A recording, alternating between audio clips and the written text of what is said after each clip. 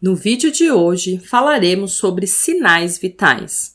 Esse é um assunto essencial para oferecer uma assistência adequada para o paciente. Nesse vídeo, você verá definição, valores de referência e terminologia quando o sinal vital está alterado. Não se esqueça de curtir e compartilhar esse vídeo. O que são os sinais vitais? São medidas para estabelecer os padrões basais, observar tendências, identificar disfunções fisiológicas e monitorar a resposta do paciente ao tratamento. É um modo eficiente e rápido de monitorar as condições vitais do paciente. Essas medidas indicam a eficiência das funções circulatória, respiratória, neural e endócrina. As literaturas descrevem 4 ou 5 sinais vitais, mas nesse vídeo vamos falar sobre os principais sinais vitais avaliados no paciente na prática assistencial, que são eles: frequência respiratória, frequência cardíaca, pulso, pressão arterial, temperatura, dor. Além desses sinais vitais usuais, vou falar sobre outros parâmetros importantes na avaliação do paciente, que são a saturação de oxigênio e a glicemia capilar. Frequência respiratória é a mensuração do número de incursões respiratórias em 1 minuto, IRPM. As mensurações objetivas do estado respiratório incluem a frequência e a profundidade da respiração e o ritmo dos movimentos ventilatórios. As variações aceitáveis da frequência respiratória são: recém-nascido, de 30 a 60 IRPM, lactente, de 30 a 50 IRPM, criança pequena, de 25 a 32 RPM, criança de 20 a 30 IRPM, adolescente de 16 a 20 IRPM e adulto de 12 a 20 IRPM. Taquipneia. Frequência respiratória é regular, porém rápida, acima do valor máximo. Bradipneia. Frequência respiratória é regular, porém lenta, abaixo do valor mínimo. Frequência cardíaca é o número de batimentos cardíacos em 1 minuto, BPM. As variações aceitáveis da frequência cardíaca são: lactente, de 120 a 160 BPM, infante, de 90 a 140 BPM, pré-escolar, de 80 a 110 BPM, escolar, de 75 a 100 BPM, adolescente, de 60 a 90 BPM e adulto, de 60 a 100 BPM. Taquicardia. Aumento da frequência cardíaca acima do valor de referência. Bradicardia. Diminuição da frequência cardíaca abaixo do valor de referência. Pulso. É a onda provocada pela pressão do sangue contra a parede arterial, em locais onde as artérias de grosso calibre se encontram próximas à superfície cutânea. Pode ser sentido a palpação. As variações aceitáveis da frequência de pulso são as mesmas da frequência cardíaca.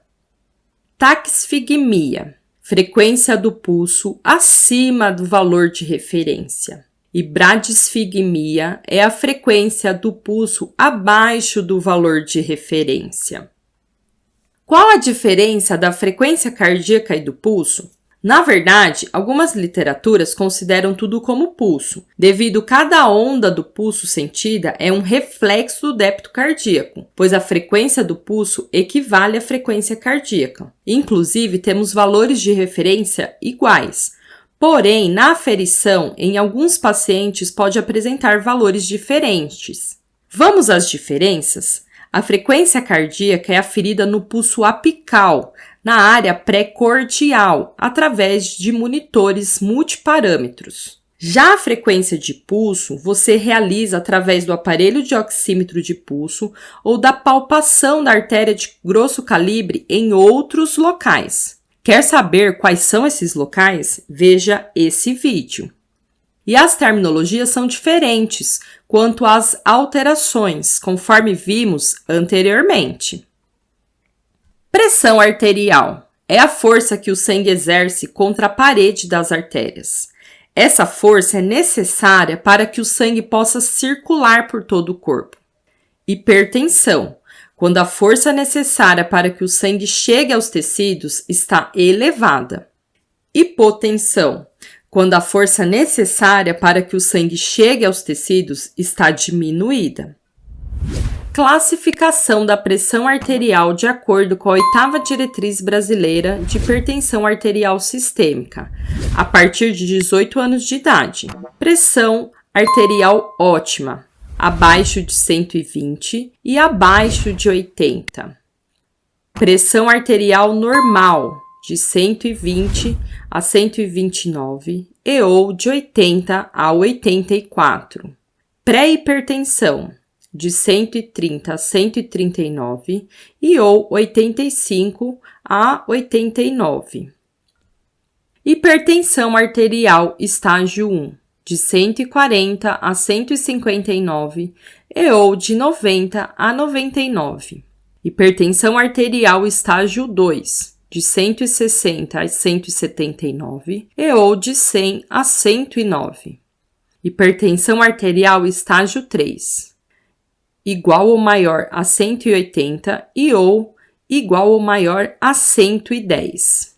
A unidade de medida é milímetros de mercúrio. Temperatura.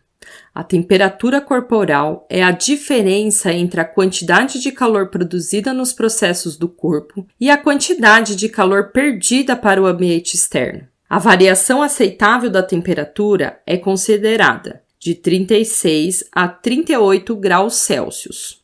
Hipertermia, temperatura corporal acima dos parâmetros normais. Hipotermia, temperatura corporal abaixo dos parâmetros normais. Atenção! Essa faixa normal pode ter variações em relação ao local da aferição e aos fatores intrínsecos e extrínsecos. Esse parâmetro clínico é importante, sobretudo porque a febre é um sinal de alarme essencial no diagnóstico de possíveis infecções. Dor é um sinal subjetivo. Teremos que acreditar no paciente. Para medir a intensidade da dor que o paciente sente e relata, há escalas específicas. As mais utilizadas são escala visual numérica, escala de descritores verbais, escala visual analógica e escala de faces. Saturação de oxigênio. É uma porcentagem que representa a quantidade de oxigênio que está circulando no sangue. A variação aceitável da saturação de oxigênio é de 95% a 100%. O ideal é que a saturação de oxigênio esteja sempre o mais próximo possível de 100%. É considerado um dos parâmetros mais importantes na avaliação do paciente, juntamente com outros sinais vitais, pois o valor da saturação está diminuído quando existe a presença de algum processo patológico grave.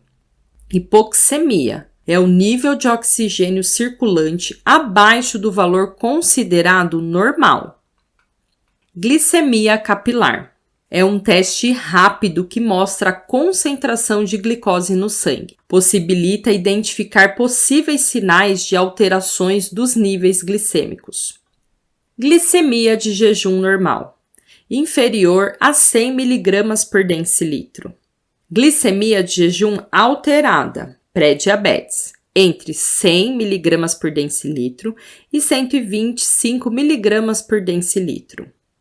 e diabetes igual ou superior a 126 mg por decilitro. Hiperglicemia, concentração elevada de glicose no sangue.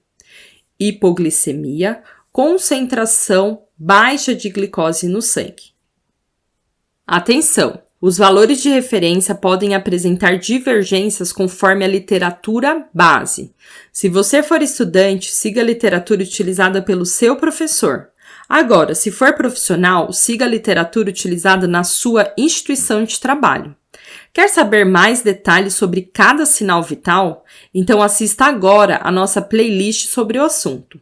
Se inscreva no canal e não se esqueça de curtir e compartilhar esse vídeo. Até mais! Se inscreva e ative o sininho. Curta e compartilhe com todos seus amigos. Vem Vem com a gente, dá um 360.